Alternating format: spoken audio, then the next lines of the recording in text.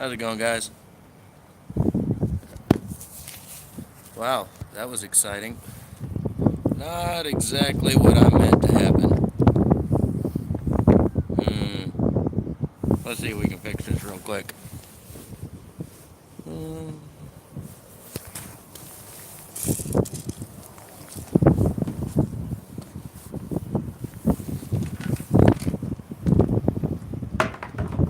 Nope. Nope. Nope.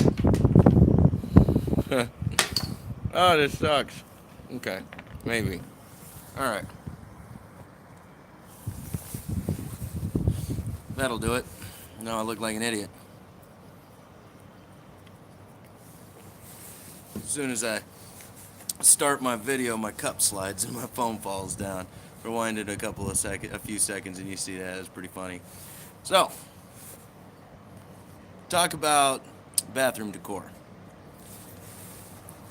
It's not what you think. But first, a little housekeeping. Smoke 'em a meerschaum. Did not partake in a whole lot of March Meerschaum Madness. I actually used my briars through the majority of March. So now I'm on Meerschaum. Because I can. Smoking some Peter Stokeby Luxury Twist. 'Tis tasty stuff. So, now you might be wondering to yourself, why in God's name are we talking about bathroom decor? But on his picture, he had a magazine of In Style held up. Well, I gotta tell you, came across this magazine. I actually found it under my couch. My wife got a little magazine pack. Had a couple that she wanted, and in there was this In Style magazine. And I don't know, I'm probably gonna get this video removed at some point for using the actual title of the magazine, but whatever. Now, the majority of people that I know and that I talk to don't exactly have a high opinion of high fashion. My opinion got lower. So, how it relates to bathroom decor. Apparently, aside from the cover, which apparently says stereotypical African setting draperies are now in style, that actually works as some kind of messed up camouflage in this particular picture. Those are in style. But also,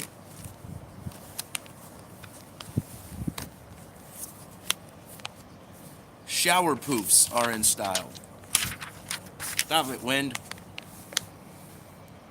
Shower poofs. Now I thought, okay, I could kind of get behind that. It's like a tutu upside down. And kind of see where you're coming from. It gets better. So I turned the page. Now, what I find truly amusing about this is there is an entire array of bathroom decor on this next page, on the bottom. So, we see here, we've got a multi-tiered shower poof. Here, we have a multi-tiered shower poof style shower curtain. We move it over one more, and then we have another shower poof. And then we have another shower curtain that looks as though it belongs around a 1950s setting clawfoot tub. Come over one, and then we have a broke 1950s clawfoot tub shower curtain. And then we are back to some weird hybrid between a bath duck and a shower poof. Now, I don't understand what in God's name, who was thinking to create something that absolutely ridiculous and make somebody wear it and try to pass it off as fashion. Now, for those of you that absolutely cannot stand high fashion, I am amongst those people. One of these magazines is actually really entertaining because I pretty much just thumbed through it and made fun of just about everything I found. I really wish my 2-year-old was old enough to understand half the stuff that I was saying, because we both would have been cracking up. But there are some more pictures in the back that allude not only to draperies, but apparently to really terrible makeup jobs and somebody who looks like they're in the middle of a drug overdose. I am not entirely sure. There it is. Not entirely sure what that facial expression is supposed to incite in the heart of the viewer, other than pity and concern. You go over here to the next page. Failed desserts. Honestly, like Michael J. Fox went nuts with the chocolate syrup. That was dark. I shouldn't have said that. That's okay. Chuckle at it and move along. Now, don't get me wrong. There's some stuff in here that it's kind of alright. You know, like, I personally think that this prom dress would go over great at a high school. Sure. However, you go over to the next page. It's like they shredded the wardrobe from that 70s show and patched it all together and made a bald woman wear it.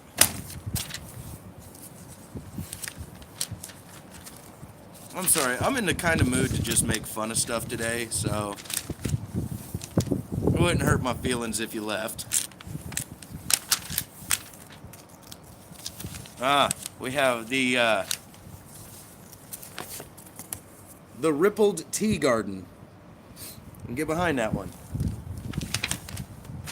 Not bad. The green and the pink actually work fairly well together. I gotta hand it to that fashion designer. They made something somewhat reasonable. Apparently we're in the fancy piece section. Oh, come on. There was another one in here that was just great. It looked like a bed sheet. You can sit here and watch me turn pages all day. I was actually quite amused at how amused I was by this magazine. But I did make a mistake. And, oh my god, here's one. I don't even have a comparison to that one. It's like, I don't know, it kind of looks like Animal from the Muppets. Like, grew up and was turned into a fur coat with a Hobby Lobby giant rose on it. She'll start her drum solo in a minute.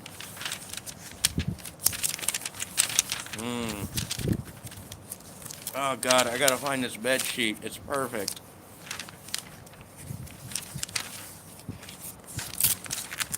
I knew it was toward the back. And I know you can probably hear the pages ripping. Nobody cares. This magazine's going in the trash after this video because, well, I've had my amusement out of it. Yeah, old gator skin coat. There's always got to be one of those. Apparently, Pants in the Pits is coming back in style. That's a wonderful relic from the 1950s. Congratulations for trying to bring that one back. Also, graffiti. Graffiti has made its way to fashion. Good stuff. They even got the right setting in some of those for graffiti. Oh, where is this ungodly bed sheet? You just gotta, I can't get past, like, what's going through the mind of some of these people when they create this stuff. Oh, there is an absolute entire article devoted to different shades of camouflage. Only it's like, I don't know, feminine camouflage. I don't get it. Kind of like the color of that green, but execution was pretty bad.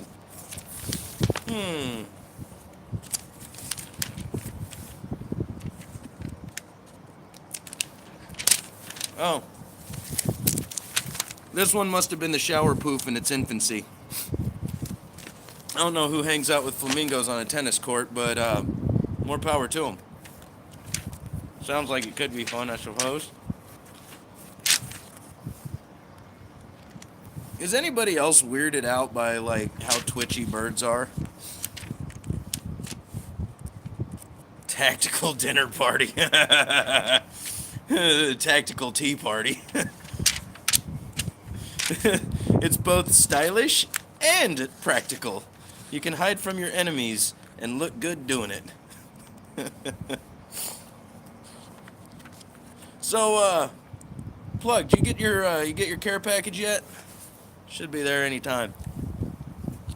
I had a tracking number, but I left it at home. Trying to be more surprised with it, but getting a little bit on the concern side. Oh well, I'm tired of looking for the bed sheet. In any case, I did make one very fatal mistake. Oh, good. Hope you like it. You're welcome. Most welcome. So I did make one very fatal mistake with this magazine that I would implore anybody who's ever planning on getting a magazine like this and making fun of it or even reading it for your own personal pleasure. Because there are people who do that. In these magazines are big, fat pages. Alright? Really nice and thick. Almost always a cologne or a perfume advertisement. Right? There's a little flap on the outside of the page. Don't open that inside. Don't do it. Gave my wife a headache on the other side of the house. It gave me a headache. It was like getting punched in the face with a perfume bottle. It was a truly special experience. My 2-year-old loves to smell stuff. Even he was running from this poor magazine. My whole house smelled like a French you-know-what house for hours.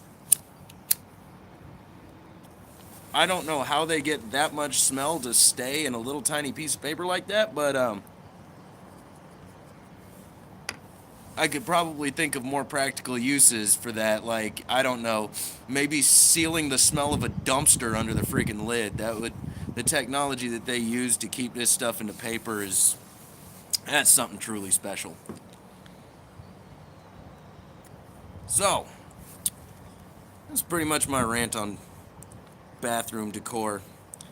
I wanted this video to be much longer than it was, but than it is. I mean, I've still got a little while left, but I came fairly unprepared. My battery was dying,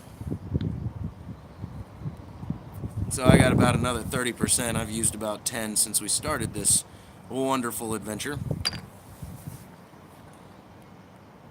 So I found out something interesting while I was in Charleston.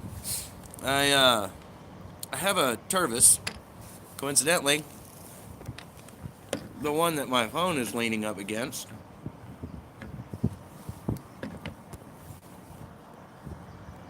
Yeah, my wife got me a while back. This Tervis has seen quite a bit of seat time, and it's actually starting to get little spiderweb fractures. Hey, how's it going, Ghost? Starting to get little spiderweb cracks actually in the cup on the outside. I'm talking to one of the guys, and apparently all you have to do is pay for shipping. You send it into Tervis, and they resurface the outside for you and send it back to you. So, I thought that was pretty cool. I definitely plan on keeping this cup in this particular design because even though they have one that is much like it, they don't have one that's exactly like this one. They redesigned it with the sharks underneath the skull as opposed to off to the sides. So, and I think they got rid of the hammerhead, which is really disappointing because, I'm not a big shark guy. Never really had too much interest in it. I've never understood Shark Week or anything like that. But out of all the sharks, the hammerhead is easily my favorite. And I don't know if it's just because of the bizarre design of the head or if it looks like it could beat you to death with its eyes before it took a bite, but Really fascinating critter. Speaking of critters, for those of you that follow me on Instagram, starting to get back into drawing what I'm good at, which is coincidentally critters. And I've got to do a little shout out here to old Stogie Farts. He's been in the art scene for a while, I guess. He does portraits, and when it comes to animals or you know bugs, birds especially, for some reason I'm really good at birds. I don't know why, but jellyfish, I can photocopy them. It's like it's nothing. It really it requires a lot of concentration and it relaxes me, which is why I continue to do it. Um, but I'm really good at drawing animals. I'm not trying to be conceited about it or anything, but I cannot proportion a face to save my life. I have entire books of sketches at home of just deformed faces. Like if they could come off the page and be like, "Hey, you guys!"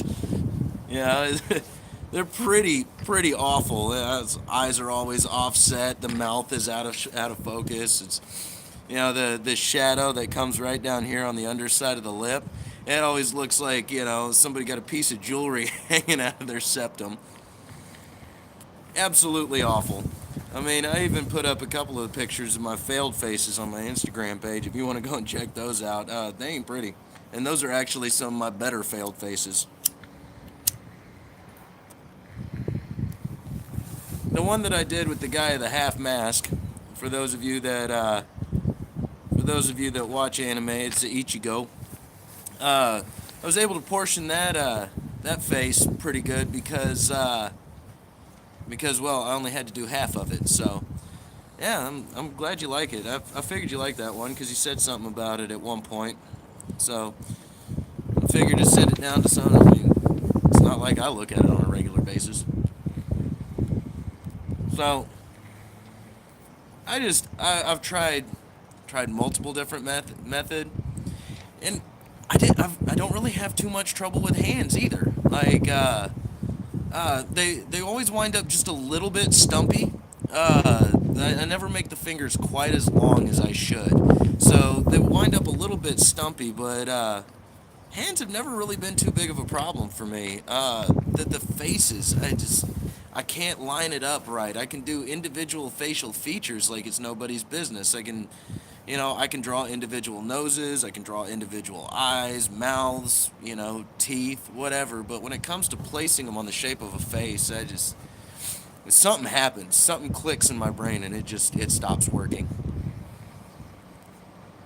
So I'll keep practicing it off and on, but I started playing with ballpoint pen because found a couple of guys on online that work exclusively in ballpoint pen. It is, and I guess you could say my drawing is out of balance. But these guys work exclusively in ballpoint pen, and they produce some incredibly photorealistic stuff in a ballpoint pen. So I got to playing with it. Figured I'd try some shading, see what I could pull out with a ballpoint pen. Because I mean, felt tip's pretty specific. Whatever you do, you're getting with a felt tip pen. But the ink is much thicker in a ballpoint pen, and it rolls on way differently. You can actually get it fairly lighter, but the transitions aren't all there. And I find myself debating on a regular basis whether or not it's the actual size of the finished product that they're producing that makes it look so smooth, or if they're actually somehow capable of shading with a ballpoint pen that smooth. Absolutely incredible. But it's weird. It seems like everybody's kind of entering this weird artistic renaissance all of a sudden. I just randomly picked up the pencil again and started going back at it. Um, Pipe Commander, I think is his name. He started drawing in pen a lot, um, and one of my buddies at work, he picked up the paintbrush again. It's so random how everybody just starts doing their artwork again at the same time.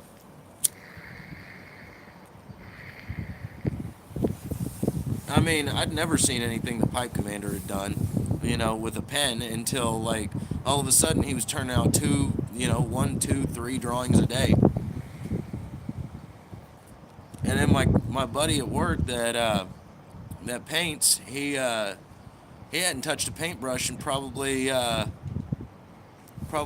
years.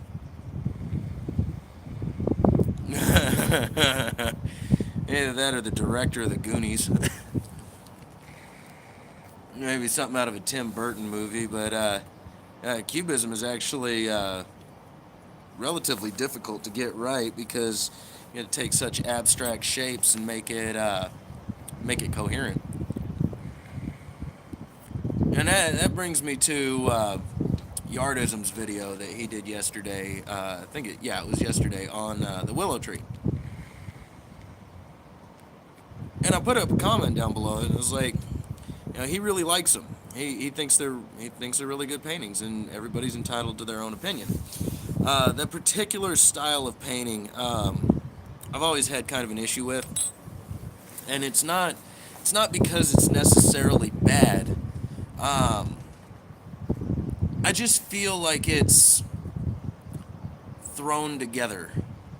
Like, they just kind of took a bunch of paint and used a rough shape and then slapped whatever around it with no real rhyme, reason, or meaning. They just kind of pushed the colors together until it made something that was kind of appealing to somebody, I guess. It just kind of looks like a mess to me. But one of my favorite artists is Thomas Kincaid.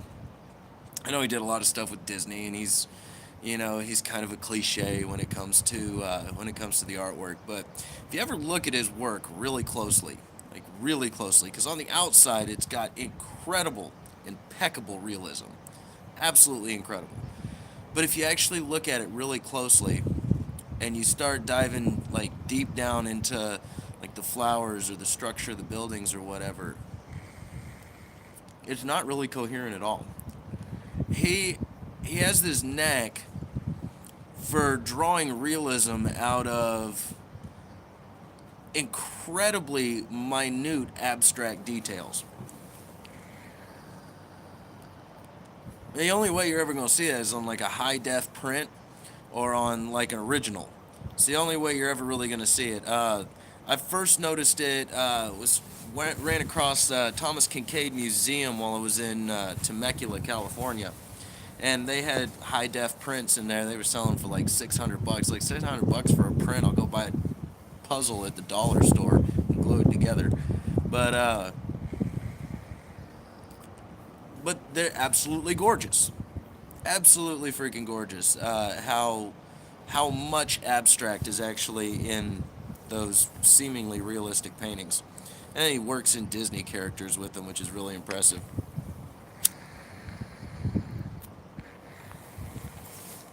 And there was this guy I ran across. Went to Fantasticon. It's where that picture of my me and my son at the Ghostbusters car came from. And it was basically like a little tiny Comic-Con. And I'm gonna put this up here so that hopefully you can read what the card says.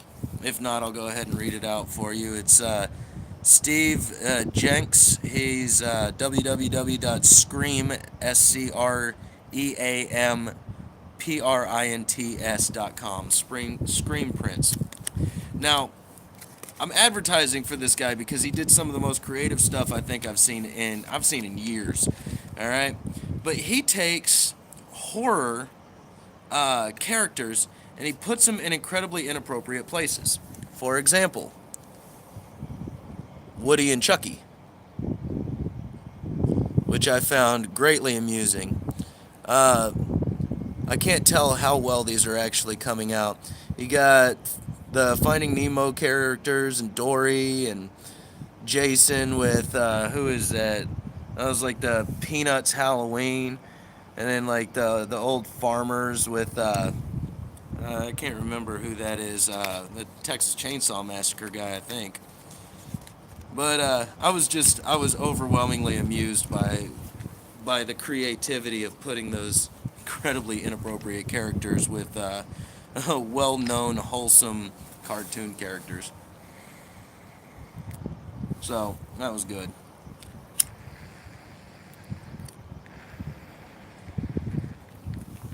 It's still a little chilly up here in the Mitt.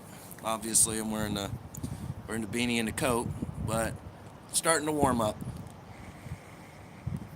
I got back from vacation. It was 60 degrees here. It snowed the next day. I was very disappointed. But the temperatures are on the upswing, and that's definitely a plus. But my battery's dying, and so is my pipe, so I'm going to cut it off here. You guys enjoy your evening.